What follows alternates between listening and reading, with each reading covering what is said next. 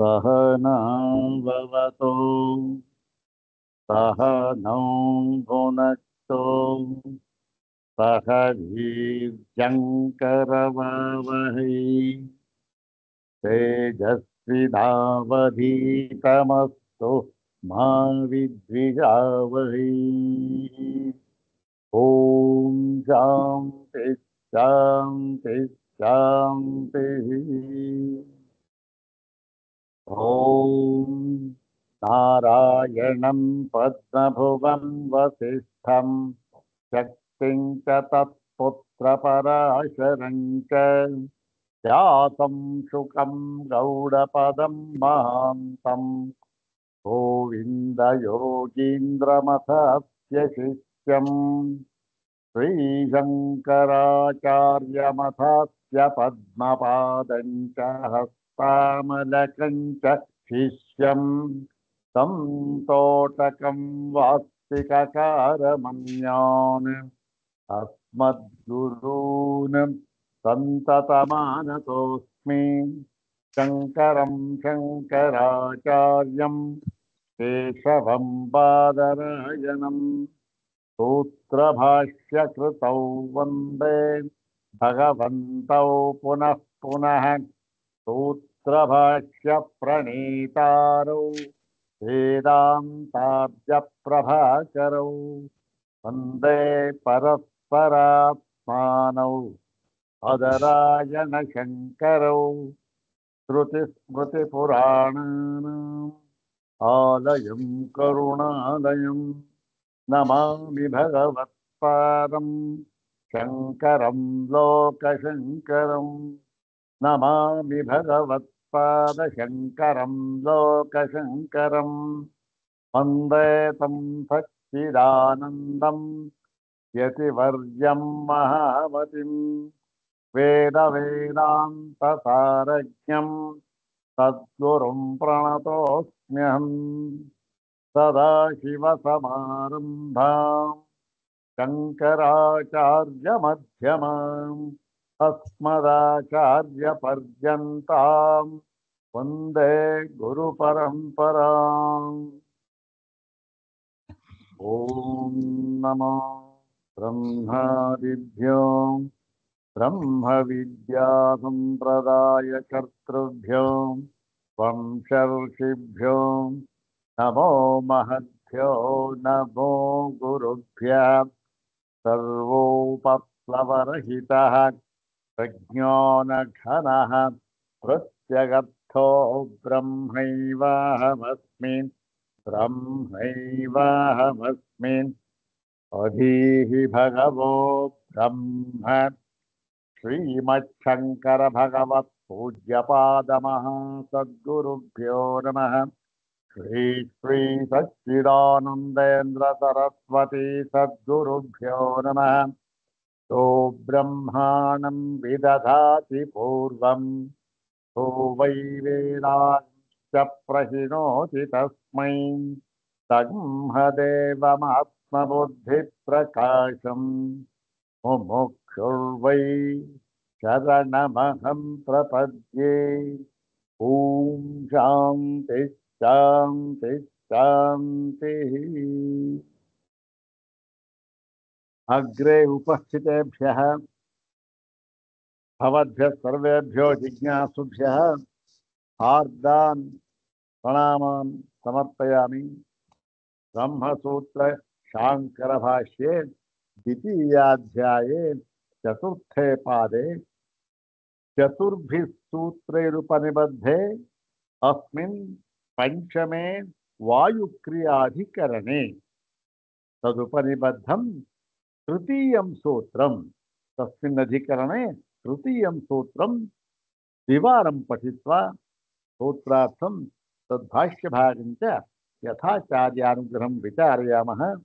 इदं सूत्रं पादादितः एकादशं सूत्रं पादादितः एकादशं सूत्रम् अस्मिन् अधिकरणे तृतीयं सूत्रम् अस्मिन् वायुक्रियाधिकरणे तृतीयं सूत्रम् भवतु। तेषां सर्वाग्रे शङ्करभगवत्पूज्यपादानां ಸುಪ್ರಭಾತ ಶ್ಲೋಕಮೇಕಂ ಪಠಿತ್ವಾ ತೇಷಾಂ ಪಾದಾರವಿಂದಯೋಃ ಶಿರಸಾ ಪ್ರಣಿಪತ್ಯ ಅನುಗ್ರಹಂಚ ಪ್ರಾಪ್ಯ ಪ್ರಕೃತಂ ಏಕಾದಶಂ ಸೂತ್ರಂ ತದ್ಭಾಷ್ಯ ಭಾಗಂಚ ಯಥಾಚಾರ್ಯಾನುಗ್ರಹಂ ವಿಚಾರಯಾಮಃ.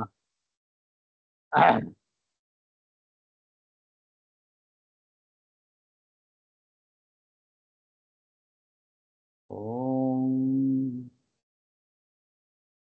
ಹೀನಾದಿವಾದ್ಯಮಖಿಲಂ ಪುರತಃ ಸುನಾದಂ ಆನೀಯ ದಿವ್ಯಚರಿತಂ ತವ ಲೋಕಕೀರ್ತ್ಯಂ ಗಾಯಂತಿ ಗಾಯಕವರಾಸ್ಸು ಮನೋಹರಂಚ ಹೇ ಸಂಯಮೀಂದ್ರ ಗುರುಶಂಕರ ಸುಪ್ರಭಾತಂ. ಓಂ ಹೀನಾದಿವಾದ್ಯಮಖಿಲಂ ಪುರತಃ ಸುನಾದಂ ಆನೀಯ ದಿವ್ಯಚರಿತಂ ತವ ಲೋಕಕೀರ್ತ್ಯಂ ಗಾಯಂತಿ ಗಾಯಕವರಾತ್ಸು ಮನೋಹರಂಚ ಹೇ ಸಂಯಮೀಂದ್ರ ಗುರುಶಂಕರ ಸುಪ್ರಭಾತಂ. ಇದರ ಅರ್ಥವನ್ನ ಹೋದವಾರ ಹೇಳಿದೆ. ಹೋದವಾರ ಒಂದೇ ಒಂದು ತರಗತಿ ಆಗಿತ್ತು, ಪರವಾಗಿಲ್ಲ. ಈಗ ಕೇವಲ ಈ ಒಂದು ಸುಪ್ರಭಾತ ಶ್ಲೋಕವನ್ನು ಹೇಳಿ ಮುಂದುವರಿಯೋಣ. ಅಥ ಶ್ರೀಮಚ್ಛಂಕರ ಭಗವತಃ ಕೃತೌ ಶಾರೀರಕಮೀಮಾಂಸಾ ಭಾಷ್ಯೇ ದ್ವಿತೀಯೇ ಅವಿರೋಧಾಧ್ಯಾಯೇ ಚತುರ್ಥೇ ಪಾದೇ ಪಂಚಮಂ ಚತುಸ್ಸೂತ್ರಾತ್ಮಕಂ ವಾಯುಕ್ರಿಯಾಧಿಕರಣಂ. ಓಂ ನ ವಾಯುಕ್ರಿಯೆ ಪೃಥಗುಪದೇಶಾತ್. ಓಂ ಚಕ್ಷುರಾದಿವತ್ತು ತತ್ಸಹ ಶಿಷ್ಟ್ಯಾದಿಭ್ಯಃ. ಓಂ ಅಕರಣತ್ವಾಚ್ಚನ ದೋಷಸ್ತಥಾ ಹಿ ದರ್ಶಯತಿ. ಓಂ ಪಂಚವೃತ್ತಿರ್ಮನೋವದ್ಯಪದಿಶ್ಯತೆ.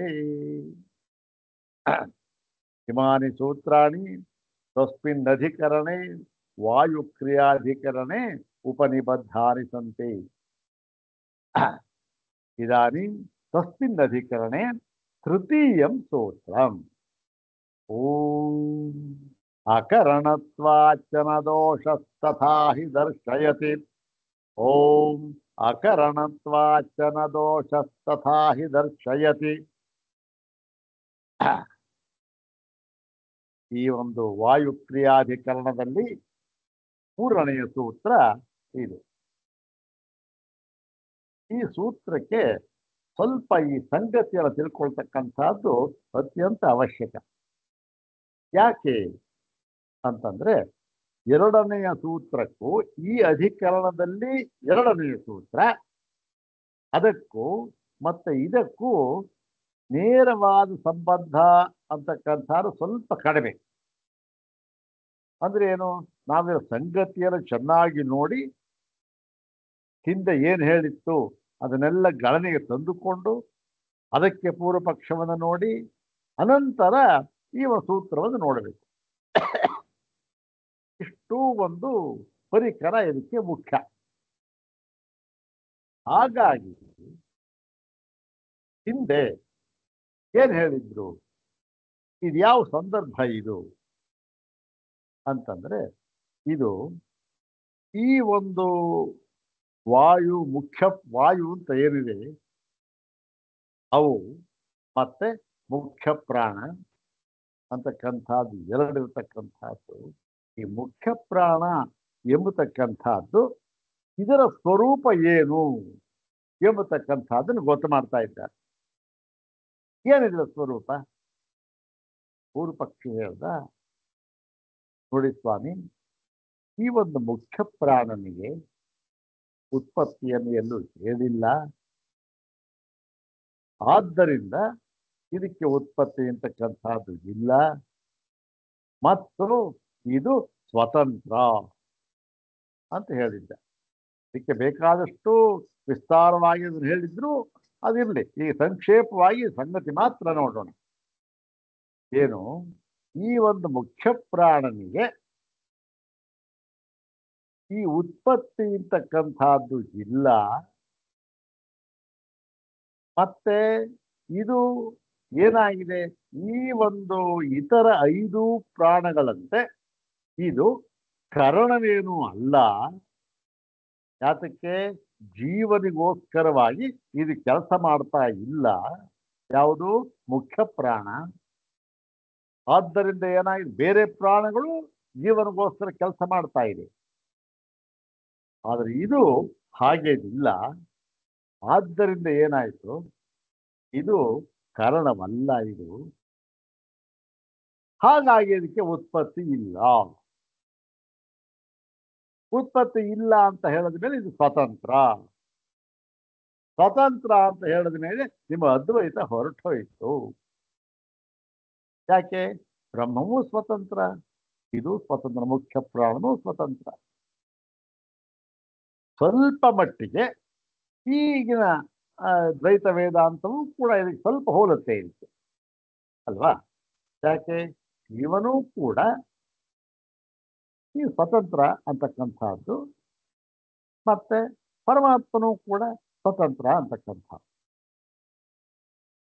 ಸ್ವತಂತ್ರ ಅಂತಂದ್ರೂ ಕೂಡ ಜೀವನ ಸ್ವತಂತ್ರ ಅಂತದ್ದು ಏನಿಲ್ಲ, ಅದು ಅವನಿಗೋಸ್ಕರ ಕೆಲಸ ಮಾಡ್ತಾ ಇದೆ. ಇವನಿಗೋಸ್ಕರ ಸ್ವತಂತ್ರ ಅಂದ್ರೆ ಆ ರೀತಿ ಪರಮಾತ್ಮನ ಸ್ವತಂತ್ರೋ ಭಗವಾನ್ ವಿಷ್ಣು ಅಂತ ಹೇಳುವ ಹಾಗೆ ಸ್ವತಂತ್ರವಲ್ಲ. ಬೇರೆಯ ಕರಣಗಳಿಗೆ ಹೋಲಿಸಿದ್ರೆ ಏನು, ಇದು ಸ್ವತಂತ್ರ ಅಷ್ಟೇ. ಆದರೆ ಸ್ವತಂತ್ರ ವಿಷ್ಣುವೇ ಅಂತ ಹೇಳ್ತಾ ಇರುತ್ತೆ, ಅದು ಇರಲಿ, ಒಪ್ಕೊಳ್ತಕ್ಕಂಥ ಮಾತು.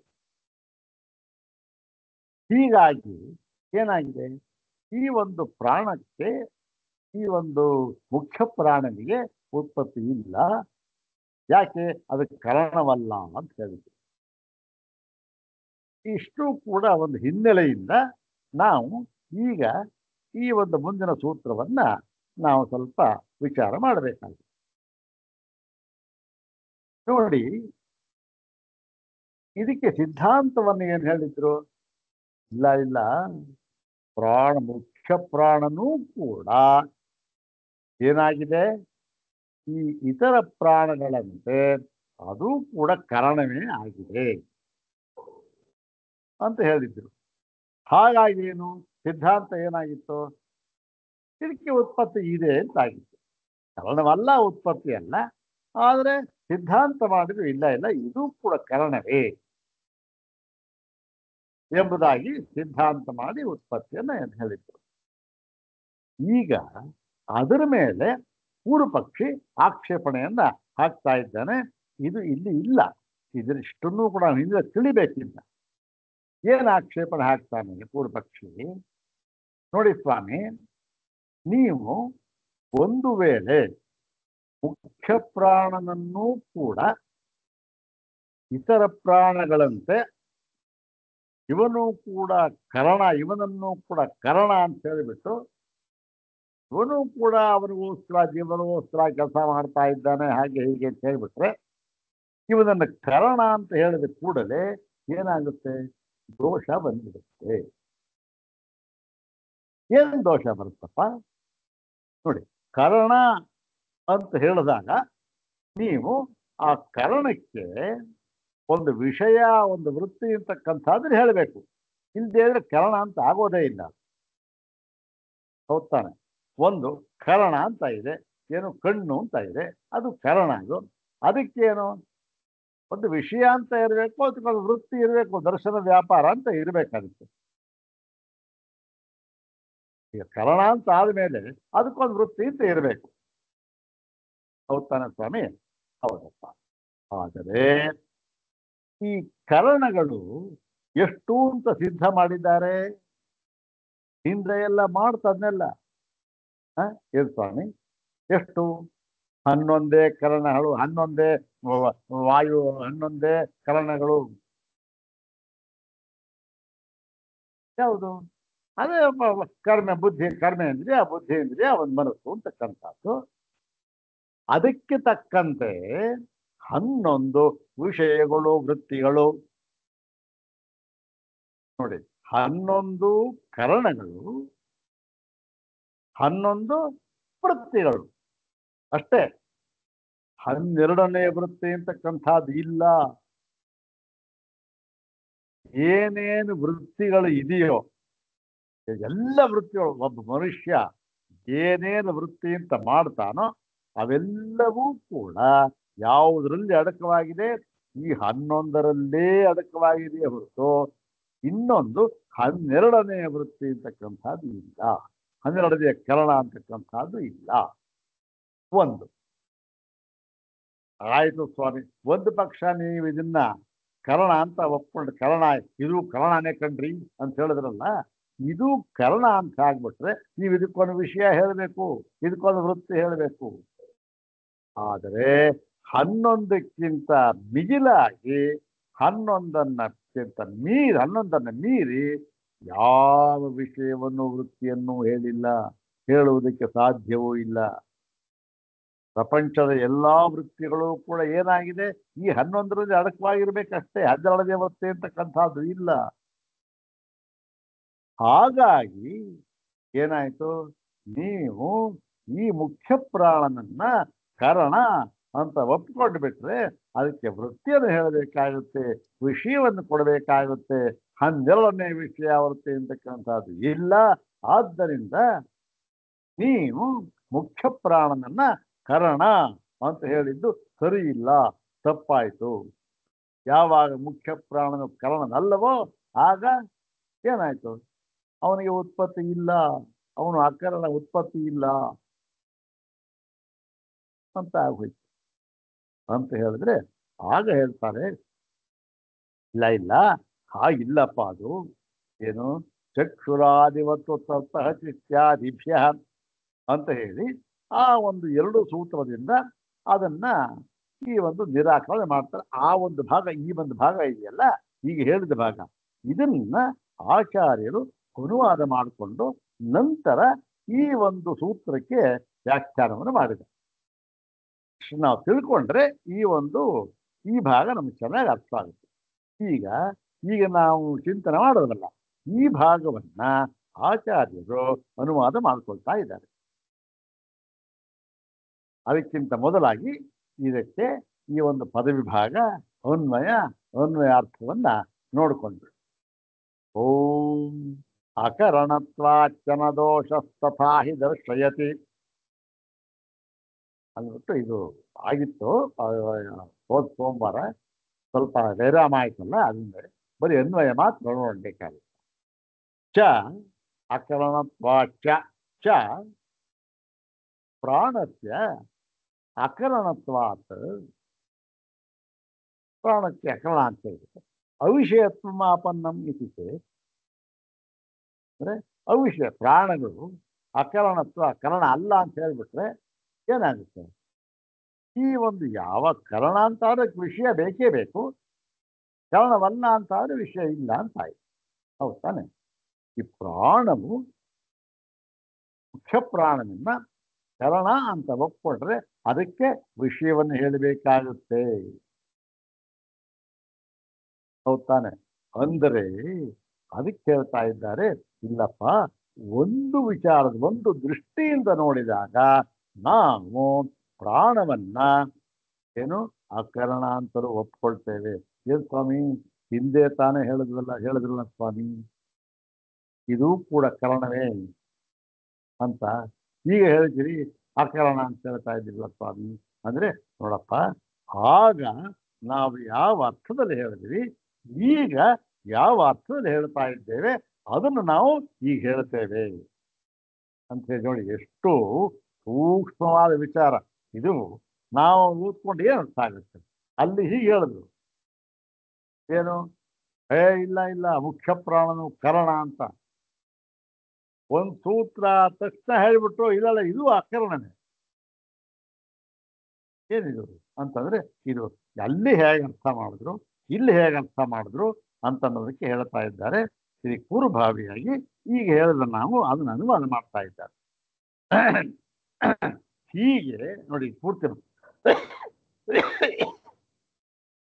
ಇದನ್ನ ಪೂರ್ತಿ ಮಾಡಿ ಹೀಗೆ ಅಕರಣ ಇದು ನ ದೋಷ, ಇದೇನು ದೋಷವಲ್ಲ. ಕುತಃ ಯಾಕೆ ಕಸ್ಮಾತ್ ಕಾರಣ ಯಾಕೆ ದೋಷ ಅಲ್ಲ ಅಂದ್ರೆ ತಥಾ ಹಿ ದರ್ಶಯತಿ. ನೋಡಿ ಶ್ರುತಿ ಹಾಗೆ ಹೇಳುತ್ತಿದೆ,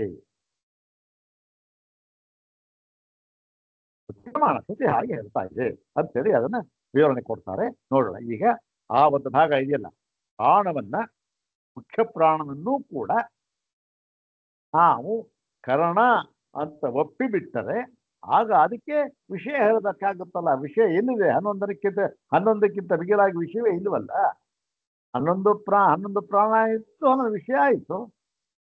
ನೀವು ಇದನ್ನ 12ನೇ ಪ್ರಾಣ ಅಂತ ಹೇಳ್ಬಿಟ್ಟು ಮುಖ್ಯ ಪ್ರಾಣವನ್ನ ಅದಕ್ಕೆ ವಿಷಯ ತರ್ತೀರಿ, ಇಲ್ವೇ ಇಲ್ವಲ್ಲ. ದೋಷ ಅದನ್ನು ಅನುವಾದ ಮಾಡ್ತಾ ಇದ್ದಾರೆ. ನೋಡೋಣ. ಸ್ಯಾದೇತತ್ ನೋಡಿ, ಪೂರ್ವ ಪಕ್ಷಿಯ ಮತ ಹೀಗಿರಬಹುದು. ಇದಿಲ್ಲ, ಆಚಾರ್ಯರೇ ಅದನ್ನು ಊಹೆ ಮಾಡಿ ಹೇಳ್ತಾ ಇದ್ದಾರೆ. ಯದಿ ಚಕ್ಷುರಾದಿವತ್ ಪ್ರಾಣಸ್ಯ ಜೀವಂ ಪ್ರತಿ ಕರಣಭಾವ ಅಭ್ಯುಪಗಮ್ಯೇತ. ನೋಡಿ, ಯದಿ ಒಂದು ವೇಳೆ ಚಕ್ಷುರಾದಿವತ್ ಕಣ್ಣೇ ಮುಂತಾದವುಗಳಂತೆ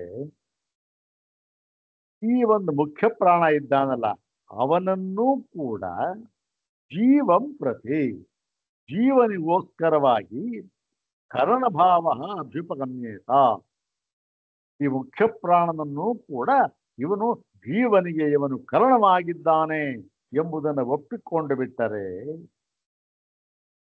ನೀವು ಹೇಳಿದ್ರಲ್ಲ, ಇಲ್ಲ ಜೀವನು ಕೂಡ ಮುಖ್ಯ ಪ್ರಾಣನೂ ಕೂಡ ಕರಣನೇ, ಹಾಗಾಗಿ ಅವನಿಗೆ ಉತ್ಪತ್ತಿ ಉಂಟು, ಅದ್ವೈತಕ್ಕೆ ಯಾವ ಬಾಧವೂ ಆಗಲಿಲ್ಲ ಅಂತ ಹೇಳಿದ್ರಲ್ಲ, ಅವನು ಕರಣ ಅಂತ ಒಪ್ಕೊಂಡ್ಬಿಟ್ರೆ ಏನು ಸ್ವಾಮಿ ಅಂದ್ರೆ ಅಭ್ಯುಪಮೇತ ಒಪ್ಪಿಕೊಂಡದ್ದೇ ಆದರೆ ಏನಾಗುತ್ತೆ? ವಿಷಯಾಂತರಂ ರೂಪಾದಿವತ್ ಪ್ರಸಜ್ಜೇತ. ವಿಷಯಾಂತರಂ ಈ 11ಕ್ಕಿಂತ ಬೇರೆಯಾಗಿ ಇನ್ನೊಂದು ವಿಷಯವನ್ನ ಕಣ್ಣಿಗೆ ಹೇಗೆ ರೂಪ ಮೊದಲ ಕಣ್ಣೇ ಮುಂತಾದವುಗಳಿಗೆ ರೂಪವೇ ಮುಂತಾದವುಗಳನ್ನ ವಿಷಯವನ್ನಾಗಿ ಹೇಳಿದರೋ ಅದರಂತೆ ಈ ಮುಖ್ಯ ಪ್ರಾಣನಿಗೂ ಕೂಡ ವಿಷಯಾಂತರಂ ಇನ್ನೊಂದು ವಿಷಯವನ್ನ ಇವನಿಗೆ ಹೇಳಬೇಕು, ಕರಣ ಅಂತ ಹೇಳಬೇಕು. ಮತ್ತು ರೂಪಾದ್ಯಾಲೋಚನಾದಿಭಿ ವೃತ್ತಿಭಿ ಯಥಾ ತ್ವಂ ಚಕ್ಷುರಾದೀನಾಂ ಜೀವಂ ಪ್ರತಿ ಕರಣಭಾವೋ ಭವತಿ. ಇದು ರೂಪಾದ್ಯಾಲೋಚನಾದಿಭಿ ವೃತ್ತಿಭಿ ಅಂತಂದ್ರೆ ಈ 11 ವೃತ್ತಿ, 5 ಅಂದ್ರೆ 5 + 1 ಕರ್ಮೇಂದ್ರಿಯ, ಬುದ್ಧೇಂದ್ರಿಯ ಮತ್ತೆ ಮನಸ್ಸು, ಹೌದ್ ತಾನೆ? ಇದಕ್ಕೆ ತಕ್ಕಂತೆ ಆ ಒಂದು ವಿಷಯಗಳು, ಅದಕ್ಕೆ ತಕ್ಕಂತೆ ಕರ್ಮ, ಅವೆಲ್ಲ ಏನ್ ಹೇಳಿದ್ರು? ರೂಪಾದ್ಯಾಲೋಚನಾದಿಭಿ ಅಂತಂದ್ರು. ರೂಪಾದ್ಯಾಲೋಚನಾದಿಭಿ ಅಂದ್ರೆ ರೂಪಾದಿಗಳು ಯಾವುದು? ಈ 5 ಶಬ್ದ ಸ್ಪರ್ಶ ರೂಪರಸ ಗಂಧಗಳು, ಹೌದಾನೆ? ಆ ವಿಷಯ ಮತ್ತೆ ಈ ಒಂದು ಅದಕ್ಕೆ ತಕ್ಕ ಹಾಗೆ ಯಾವುದದು? ಈ ಕಣ್ಣು ಕಿವಿ ಇದಕ್ಕೆ ಇಂದ್ರಿಯಗಳಿದೆಯಲ್ಲ, ಅದಕ್ಕೆ ತಕ್ಕ ಹಾಗೆ ಶಬ್ದ ಸ್ಪರ್ಶ ರೂಪರಸ ಗಂಧಗಳು ಸರಿ. ಅವಕ್ಕೆ ಕರ್ಮವನ್ನು ಹೇಳಿದ್ರು. ಏನಂತ? ರೂಪ ಆಲೋಚನ ಆಗಿರಿ, ಆಲೋಚನಾ ಮುಂತಾಗ ಹೇಳಿದ್ರು. ಯಾವುದನ್ನ? 5 ವಚನ, ಅದು ಹಿಂದೆ ಹೇಳಿದ್ರಲ್ಲ, ವಚನ, ಶಬ್ದ ಸ್ಪರ್ಶ ರೂಪ ರಸಗಂಧಗಳು ವಿಷಯಗಳು. ಇವುಗಳಿಗೆ ವೃತ್ತಿ ಏನು? ವಚನ, ಆದಾನ, ವಿಹಾರ, ಆಮೇಲೆ ಉತ್ಸರ್ಗ, ಮತ್ತೆ ಈ ಒಂದು ಸಂವಾದ, ಉತ್ಸರ್ಗ ಸಂವಾದ, ಈ 5 ಹೇಳಿದ್ರು. ಹೀಗೆ ಹೇಳಿತ್ತಲ್ಲ, ಇದು ಯಥಾತ್ವಂ ಅಂದ್ರೆ ತಮ್ಮ ವಿಷಯವೇ ಆಗಿರತಕ್ಕಂತಹ ಚಕ್ಷುರಾದೀನಾಂ ಕಣ್ಣು ಮುಂತಾದವುಗಳಿಗೆ ಏನಾಗುತ್ತೆ? ಜೀವಂ ಪ್ರತಿ ಜೀವನಿಗೋಸ್ಕರ ಕರುಣಭಾವೋ ಭವತಿ. ಇವು ಸಾಧನವಾಗುತ್ತೆ. ಈ ರೂಪಾದಿಗಳನ್ನ ಅದರಿಂದ ಬರತಕ್ಕಂಥ ಒಂದು ಸಂತೋಷ, ಆನಂದ, ಅದಕ್ಕೆ ಇವೆಲ್ಲ ಆ ಕರ್ತೃತ್ವ ಭೋಕ್ತೃತ್ವ ಮುಂತಾದವುಗಳನ್ನು ಜೀವನಿಗೆ ಕೊಡುವುದಕ್ಕೋಸ್ಕರ ಇವು ಸಹಾಯ ಮಾಡುತ್ತೆ, ಕರ್ಮ ಸಾಧನ ಆಗುತ್ತೆ. ಅಪಿಚ ಏಕಾದಶ ಏವ ಕಾರ್ಯಜಾತಾನಿ ರೂಪಾಲೋಚನಾದೀನಿ ಪರಿಗಣಿತಾನಿ. ಇವಾಗ ಇನ್ನೊಂದು ನೋಡಿ, ಈ ಕಾರ್ಯಜಾತಗಳು ಎಷ್ಟಿದೆ ಅಂದ್ರೆ ಕೇವಲ 11. 11 ಇಂದ್ರಿಯಗಳಿದೆ, 11 ವಿಷಯಗಳಿದೆ ಅಷ್ಟೇ. 12 ಇಲ್ಲ. ಅದನ್ನ ಪರಿಗಣಿತಾನೆ, ಅದನ್ನು ಏನು ತೀರ್ಮಾನ ಮಾಡ್ಬಿಟ್ಟಿದ್ದಾರಂತ. ಆ 11ಕ್ಕೋಸ್ಕರ ಯದರ್ಥಂ ಏಕಾದಶ ಪ್ರಾಣ. 11 ಕಾರ್ಯಜಾತಗಳು, ಆ 11 ಕಾರ್ಯಜಾತಕ್ಕೋಸ್ಕರ 11 ಪ್ರಾಣಗಳು. 11 ಪ್ರಾಣ ಹೇಳಿದ್ವಲ್ಲ, 5 ಬುದ್ಧಿ ಇಂದ್ರಿಯ, ಜ್ಞಾನೇಂದ್ರಿಯ, ಮನಸ್ಸು. ಇದು ಹೇಳಿ ನತು 12 ಅಪರಂ ಕಾರ್ಯಜಾತಂ ಅಧಿಗಮ್ಯತೆ. ಇನ್ನೊಂದು 12ನೇ ಕಾರ್ಯಜಾತ ಅಂತಕ್ಕಂಥದ್ದನ್ನು ಎಲ್ಲಿಯೂ ಹೇಳಿಲ್ಲ.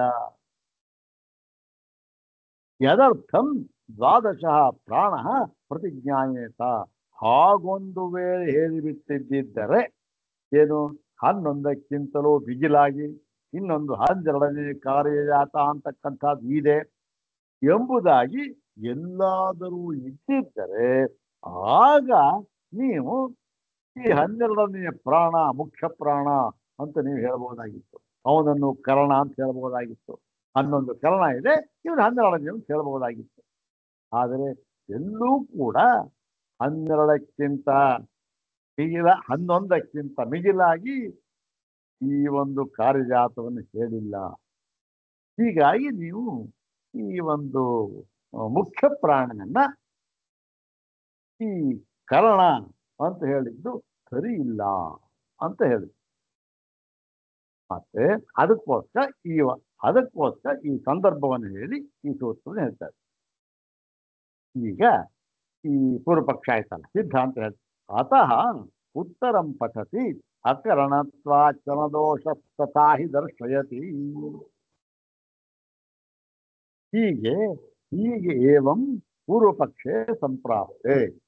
ಹೀಗೆಂಬ ಪೂರ್ವಪಕ್ಷವು ಬಂದೊದಗಲಾಗಿ ಏನಾಯ್ತು, ಭಗವಾನ್ ಸೂತ್ರಕಾರರು ಈ ಸೂತ್ರವನ್ನ ಹೇಳಿದ್ದಾರೆ. ಅಕರಣತ್ವಾಚನದೋಷ ತಥಾ ಹಿ ದರ್ಶಯತಿ.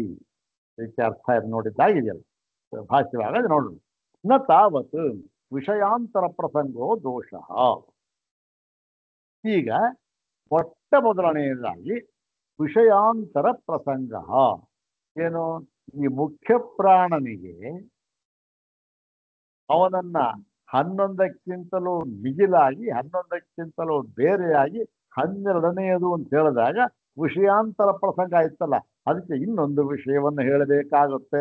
12ನೇ ವಿಷಯ ಜಾತವನ್ನ, ವಿಷಯ ಸಮೂಹವನ್ನ ಅಂತ ಹೇಳಿದ್ರಲ್ಲ, ಇದೇನೂ ಕೂಡ ಈ ಇನ್ನೊಂದು ವಿಷಯವನ್ನು ಹೇಳಬೇಕಾಗುತ್ತದೆ ಎನ್ನುವುದು ಏನೋ ದೋಷವೇನು ಅಲ್ಲಪ್ಪ ಅಂತ ಹೇಳ್ಬಿಟ್ಟು.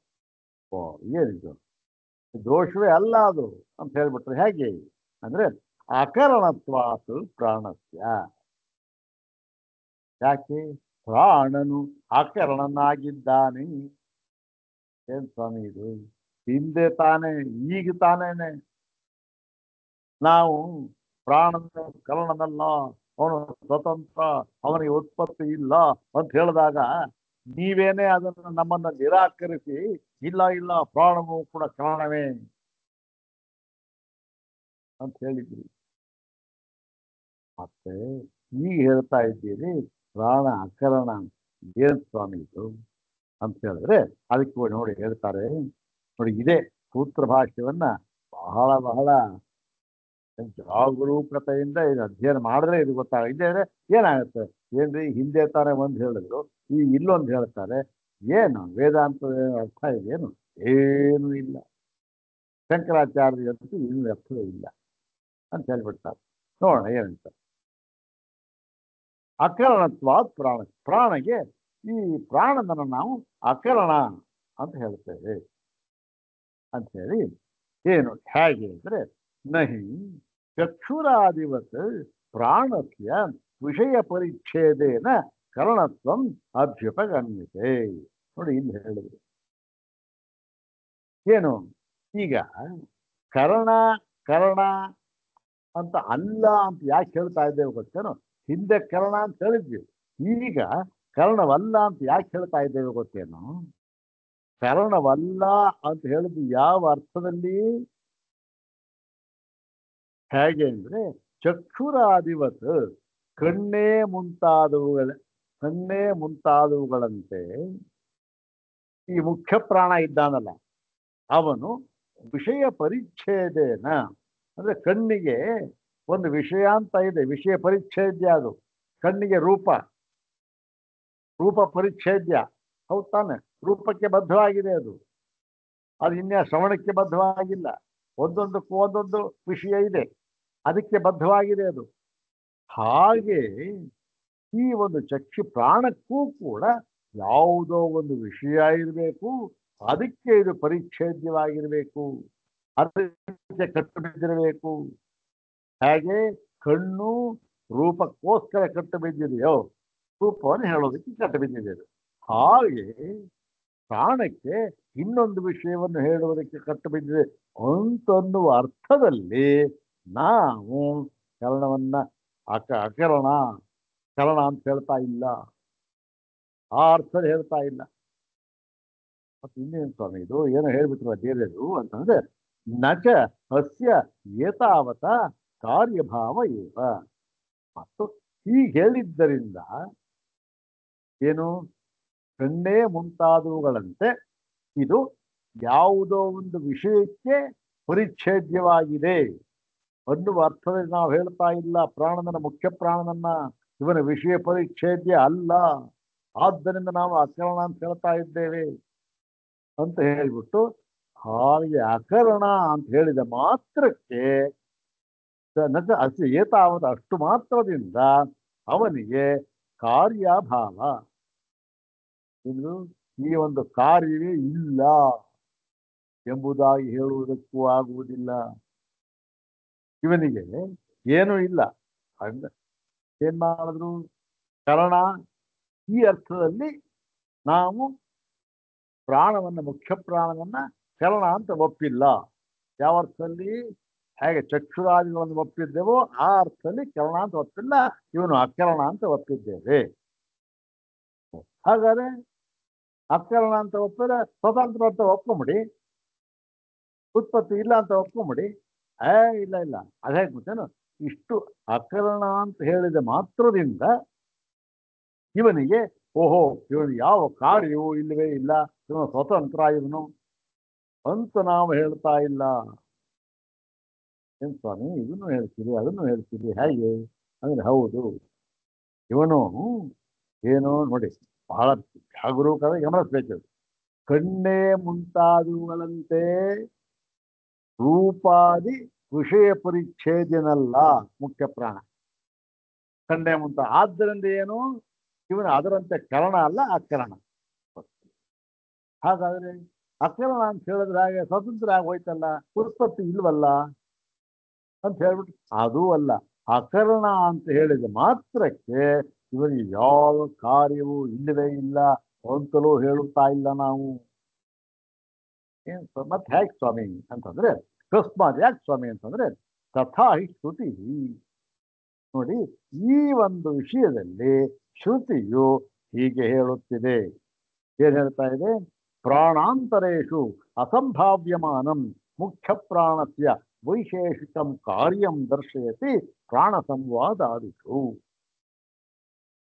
ಈ ಪ್ರಾಣ ಸಂವಾದದಲ್ಲಿ ಛಾಂದೋಗ್ಯದಲ್ಲಿ ಏನ್ ಹೇಳ್ತಾರೆ ನೋಡಿ, ಈ ಮುಖ್ಯ ಪ್ರಾಣನಿಗೆ ಇವನು ಎಲ್ಲದಕ್ಕಿಂತಲೂ ಶ್ರೇಷ್ಠ, ಎಲ್ಲದಕ್ಕಿಂತಲೂ ಜ್ಯೇಷ್ಠ ಅಂತ ಎಲ್ಲ ಹೇಳಿಬಿಟ್ಟು, ಇವನ ಸ್ವತಂತ್ರ ಎಲ್ಲವನ್ನೂ ಹೇಳಿಬಿಟ್ಟು ಏನ್ ಹೇಳ್ತಾರೆ, ಇವನಿಗೂ ಕೂಡ ಕಾರ್ಯವನ್ನ ಹೇಳಿದ್ದಾರೆ. ನೋಡಿ, ಅದು ಗಮನಿಸಬೇಕಾದಂತ, ಇವನಿಗೂ ಕೂಡ ಕಾರ್ಯವನ್ನು ಹೇಳ್ಬಿಟ್ಟಿದ್ದಾರೆ. ಏನಂತ ಏನು ಅಂತಾರೆ, ಪ್ರಾಣಾಂತರೇಶು ಅಸಂಭಾವ್ಯಮಾನಂ. ಪ್ರಾಣಾಂತರೇಶು ಅನ್ಯಾನ ಪ್ರಾಣೇನು, ಅನ್ಯೇಷು ಚ ಪ್ರಾಣೇಶು, ಬೇರೆಯ ಪ್ರಾಣಗಳಲ್ಲಿ, ಯಾವುದು ಇನ್ನೊಂದು 11 ಪ್ರಾಣ ಇದೆಯಲ್ಲ, ಅವುಗಳಲ್ಲಿ ಅಸಂಭಾವ್ಯಮಾನಂ, ಅವುಗಳಲ್ಲಿ ಇಲ್ಲದೆ ಇರತಕ್ಕಂತಹ, ಅವಳಲ್ಲಿ ಯಾವುದರಲ್ಲೂ ಇಲ್ಲ, ಅವಳ ಇಲ್ಲದೆ ಇರತಕ್ಕಂತಹ ವೈಶೇಷಿಕಂ ಕಾರ್ಯಂ. ವೈಶೇಷಿಕಂ ಅಂತಂದ್ರೆ ಇಲ್ಲಿ ವೈಶೇಷಿಕರು ಅಂತಲ್ಲ, ಸಾಂಖ್ಯರು ವೈಶೇಷಿಕರಲ್ಲ, ವಿಶೇಷಸ್ಯ ಭಾವ, ಅದಕ್ಕೆ ಸಂಬಂಧಪಟ್ಟದ್ದು ವೈಶೇಷಿಕ. ಹೀಗೆ ಒಂದು ವೈಶೇಷಿಕ ಅಂದ್ರೆ ವಿಶೇಷವಾದ ಕಾರ್ಯವನ್ನ ಈ ಪ್ರಾಣಕ್ಕೆ ಹೇಳಿದ್ದಾರೆ ಪ್ರಾಣ ಸಂವಾದದಲ್ಲಿ. ಅದರಂತೆ ಕಾರ್ಯವನ್ನು ಹೇಳಿಲ್ಲ, ಆದರೆ ಒಂದು ವಿಶೇಷವಾದ ಕಾರ್ಯವನ್ನ ಇವನಿಗೆ ಹೇಳಿದ್ದಾರೆ ಮುಖ್ಯ ಪ್ರಾಣನಿಗೆ. ಹಾಗಾಗಿ ಇವನು ಕೊಳೆಯನು, ಇವನು ಕಾರ್ಯಭಾವ ಅಂತ ಇಲ್ಲ, ಇವನಿಗೂ ಕೂಡ ಕಾರ್ಯವನ್ನು ಹೇಳಿದ್ದಾರೆ. ಏನು ಅಂದರೆ ಅತಃ ಪ್ರಾಣ ಅಹಂ ಶ್ರೇಯಸಿ ಯೋಜನೆ. ಇದರಲ್ಲಿ ಇದು ನಮ್ಗೆ ಗೊತ್ತಿರತಕ್ಕಂಥದ್ದು. ಇದು ಇಲ್ಲಿ ಈ ಪ್ರಶ್ನೋಪನಿಷತ್ತಿನಲ್ಲೂ ಬಂದಿದೆ, ಇಲ್ಲೂ ಇದೆ. ಅಥ ಅಥ ಪ್ರಾಣ, ಈ ಪ್ರಾಣಗಳು ಅಹಂ ಶ್ರೇಯಸಿ ಅಂದ್ರೆ ಯಾರು ಶ್ರೇಷ್ಠ ಎನ್ನುವ ವಿಚಾರದಲ್ಲಿ ಅವು ಹೇಳಿದ್ವು ಅಂತ ಉಪಕ್ರಮ್ಯ. ಯಾರು ಶ್ರೇಷ್ಠ ಈ ಪ್ರಾಣಗಳಲ್ಲಿ, 5 ಪ್ರಾಣಗಳಲ್ಲಿ ಅಂತ ವಿಚಾರ ಮಾಡೋದಾಗಿ ಈ ಅಹಂ ಶ್ರೇಯಸಿ ಅಂದ್ರೆ ತಮ್ಮ ತಮ್ಮ ಶ್ರೇಷ್ಠತ್ವವನ್ನು ಹೇಳುವಾಗ ಯಾರು ಶ್ರೇಷ್ಠ, ನಾನು ಶ್ರೇಷ್ಠ ಅಂತ ಯಾರು ಅಂದಾಗ ಇವುಗಳು ಹೇಳಿದ್ರು ಅಂತ ಹೇಳಿ ಅಲ್ಲಿ ಉಪಕ್ರಮಿಸಿ ಆವಾಗ ಏನ್ ಹೇಳ್ತಾರೆ, ಯಸ್ಮಿನ್ ಉತ್ಕ್ರಾಂತೆ ಶರೀರಂ ಪಾಪಿಷ್ಠತರಮಿವ ದೃಶ್ಯತೆ ತವ ಶ್ರೇಷ್ಠ ಇತಿ. ಏನ್ ಹೇಳ್ತಾರೆ ನೋಡಿಯಪ್ಪ, ಸುಮ್ಮನೆ ಯಾಕೆ ನೀವೆಲ್ಲ ಈ ವೃಥ ಈ ವಾದ ವಿವಾದ ಮಾಡ್ತಾ ಇದ್ದೀರಾ, ನಾನು ಶ್ರೇಷ್ಠ ಅಂತ. ನೋಡಿ, ಒಂದು ತಿಳ್ಕೊಳ್ಳಿ, ಒಂದು ಗುರುತು ಇಟ್ಕೊಳ್ಳಿ. ಏನ್ ಗುರುತದು ಅಂದ್ರೆ, ಯಾವ ಒಂದು ಪ್ರಾಣವು ಅಂದ್ರೆ ಯಾವ ಒಂದು 5 ವೃತ್ತಿ ಇದೆ ಅದು ಉತ್ಕ್ರಾಂತವಾದರೆ, ಯಾವ ಒಂದು ವೃತ್ತಿ ಉತ್ಕ್ರಾಂತವಾದರೆ ಏನಾಗುತ್ತೆ, ಈ ಶರೀರವು ಪಾಪಿಷ್ಠತರ, ಅತ್ಯಂತ ಕೀಳಾಗಿ, ಯಾರು ಮುಟ್ಟೋದಕ್ಕೂ ಅಸಖ್ಯ ಪಡ್ತಾರೆ, ಮುಟ್ಟಿದ್ರೆ ಮೈಲಿಗೆ ಅಂತಾರೆ, ಹೋಗ್ಬಿಡುತ್ತೆ, ಪಾಪಿ ಆಗ್ಬಿಡುತ್ತೆ ಈ ಶರೀರ. ಹಾಗಾಗ್ಬಿಡುತ್ತೋ ಅದೇನು, ಯಾವ ಒಂದು ಪ್ರಾಣವು ಹೊರಟು ಹೋದರೆ ಈ ಶರೀರವು ಅತ್ಯಂತ ಪಾಪಿಷ್ಠವಾಗಿ ಆಗಿಬಿಡುತ್ತೋ, ಅಂದ್ರೆ ಯಾರು ಮುಟ್ಟೋದಿಲ್ಲ, ಏನು ಮಾಡೋದಿಲ್ಲ, ಮೈಲಿಗೆ ಅಂತಾರೆ, ಅಯ್ಯಪ್ಪ ನಾ ಮುಟ್ಟಲ್ಲ ಅಂತಾರೆ, ಪಾಪಿಷ್ಠ ಆಗ್ಬಿಡುತ್ತೋ ಅವನನ್ನ ಪಾಪಿಷ್ಠ ಸವ ಶ್ರೇಷ್ಠ, ಅವನು ನಿಂಬಗಳಲ್ಲಿ ಅತ್ಯಂತ ಶ್ರೇಷ್ಠನಾಗಿದ್ದಾನೆ. ಅಂದ್ರೆ ಯಾವನು ಹೊರಟು ಹೋದರೆ ಈ ಶರೀರದಿಂದ, ಈ ಶರೀರ ಅತ್ಯಂತವಾಗಿ ಪಾಪಿಷ್ಠ ಅಂದ್ರೆ ಅಮಂಗಲಕರವಾಗಿ ಆಗಿಬಿಡುತ್ತದೆಯೋ ಅವನು ಶ್ರೇಷ್ಠ. ಅಷ್ಟೆ, ನೋಡ್ಕೊಳ್ಳಿ, ನೀವೇ ನೋಡ್ಕೊಳ್ಳಿ ಅಂತ ಹೇಳಿ ಏನಾಗುತ್ತೆ, ಇದು ಉಪನ್ಯಾಸ ಹಾಗೆ ಹೇಳಿ ಪ್ರತ್ಯೇಕಂ ವಾಗಾದ್ಯುತ್ಕ್ರಮಣೇನ ತದ್ವೃತ್ತಿ ಮಾತ್ರ ಹೀನಂ ಯಥಾಪೂರ್ವಂ ಜೀವನಂ ದರ್ಶಯಿತ್ವ. ಇಲ್ಲ, ಅಲ್ಲಿ ಶುರುವಾಯಿತು. ಏನು, ಮೊಟ್ಟ ಮೊದಲನೇದಾಗಿ ಯಾವುದೋ ಕಣ್ಣು ತನ್ನ ವೃತ್ತಿ ತಗೊಂಡು ಹೊರಟಾಯ್ತು. ಏನ್ ತಿಳ್ಕೊಂತದ್ದು, ಓಹೋ ಇನ್ನು ಈ ಶರೀರ ಅಮಂಗಳವಾಗಿ ಹೋಯ್ತು, ಪಾಪಿಷ್ಠವಾಗೋಯ್ತು, ಯಾಕೆ ನಾನು ಹೊರಟೋದೆ ಅನ್ಕೊಂಡು ಹೊರಟಾಯ್ತು. ಹೊರಟೋಗ್ಬಿಟ್ಟು ಏನಾಯ್ತು, ಓ ಬಿಡಿ ಇನ್ನು ಅಮಂಗಳವಾಗೋಯ್ತು, ಎಲ್ಲ ಹಾಕ್ಬಿಟ್ಟೆ ಅದನ್ನ ಅಂದ್ಬಿಟ್ಟು ಸ್ವಲ್ಪ ದಿನ ಬಿಟ್ಕೊಂತು ಬಂತು, ನೋಡೋಣ ಏನಾಗಿದೆ ನೋಡೋಣ. ಬಂದ್ರೆ ಅಮಂಗಳವೂ ಇಲ್ಲ, ಎಂತಾದ್ರೂ ಇಲ್ಲ, ಏನೂ ಆಗಿಲ್ಲ. ಯಥಾಪೂರ್ವಂ ಶರೀರ ಅದು ಯಥಾಪೂರ್ವ ಏನು ಅದರ ಒಂದು ವೃತ್ತಿ ಮಾಡ್ತಾನೆ ಇದೆ, ಕಾರ್ಯಚಟುವಟಿಕೆ ನಡೀತಾನೆ ಇದೆ, ಎಲ್ಲ ಇದೆ. ಅಯ್ಯಯ್ಯೋ ಇದೇನಿದು, ನಾನು ಹೋದ್ರು ಇದು ಅಮಂಗಳ ಆಗ್ಬಿಡುತ್ತೆ ಅಂತ ಅನ್ಕೊಂಡಿದ್ದೆ, ಆಗ್ಲೇ ಇಲ್ವಲ್ಲ. ಅಂದ್ರೆ ಏನಾಯ್ತು, ಅವನು ಶ್ರೇಷ್ಠನಲ್ಲ. ಹೀಗೆ ಪ್ರತಿಯೊಂದು ಹೊರಟೋಯ್ತು. ಓ ಇವಾಗ ಅಮಂಗಳ ಆಗೋಯ್ತು ಅಂತ ಏನೂ ಆಗಲಿಲ್ಲ. ಈಗ ನಮಗಾಗ್ತದೆ, ಕಣ್ಣು ಹೋದ್ರೆ ಕೈಯೋ ಏನಾಗುತ್ತೆ, ಏನೂ ಆಗಲಿಲ್ಲ. ಕಣ್ಣು ಹೋದ್ರೆ ಒಂದು ಕಣ್ಣು ಹೋಗುತ್ತೆ, ಇನ್ನೊಂದು ಕಣ್ಣು, 2 ಕಣ್ಣು ಹೊರಟ ಅದು ಹೊರಡ್ಕೊತಾ ನಡೀತಾ. ಹೀಗೆ ಮತ್ತೆ ಕೊನೆಗೆ ಏನಾಯ್ತು, ಈ ಒಂದು ಪ್ರಾಣ, ಮುಖ್ಯ ಪ್ರಾಣ ಏನಾಗ್ತಾನೆ, ಅವನು ಹೋಗ್ಲಿಲ್ಲ. ಅವನು ಅವನು ಹೊಟ್ಟೋಗ್ಬಿಟ್ರೆ ಮುಗ್ದೆ ಹೋಗ್ಬಿಡೋದು. ಹೋಗ್ತೀನಿ ಅಂತ ಎದ್ದ ಮೇಲಕ್ಕೆ, ಸರಿ ವಾಗಾದಿ ಶೈಥಿಲ್ಯಾಪತ್ತಿಂ ಶರೀರ ಪಾತ ಪ್ರಸಂಗಂ ದರ್ಶಯಂತಿ.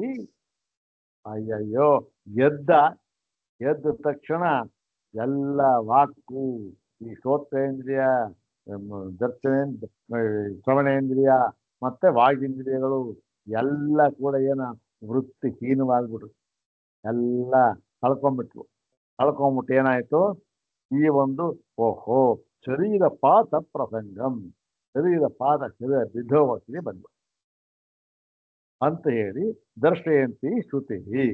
ಹೀಗೆಂದು ಶ್ರುತಿಯು ಹೇಳಿ ಪ್ರಾಣ ನಿಮಿತ್ತಾಂ ಶರೀರೇಂದ್ರಿಯ ಸ್ಥಿತಿಂ ದರ್ಶಯತಿ.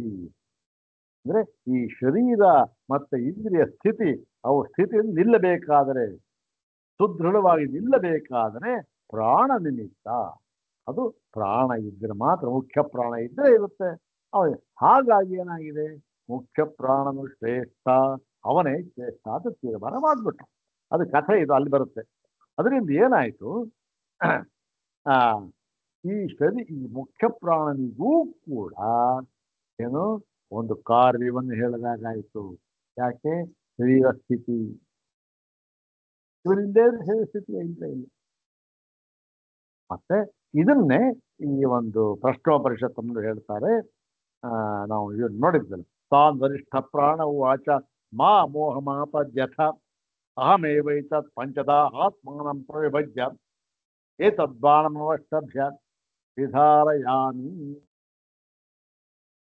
ಅಂತ ಹೇಳಿ, ಏತಮೇವಾರ್ಥಂ ಶ್ರುತಿರಾಹ, ಇದೇ ಅರ್ಥವನ್ನು ಶ್ರುತಿ ಹೇಳ್ತಾ ಇದೆ ಅಂತ ಹೇಳ್ತಾರೆ. ಇದನ್ನ ಮುಂದಿನ ಭಾಗದಲ್ಲಿ ನೋಡೋಣ. ಇನ್ನು ಬೇಕಾದ ಶ್ರುತಿಯನ್ನ ಉದಾಹರಣೆ ಮಾಡ್ತಾರೆ, ಅದನ್ನು ಮುಂದಿನ ಭಾಗದಲ್ಲಿ ನೋಡೋಣ. ಓಂ ಶಾಂತಿ ಶಾಂತಿ ಶಾಂತಿ. ಓಂ ತತ್ಸತ್.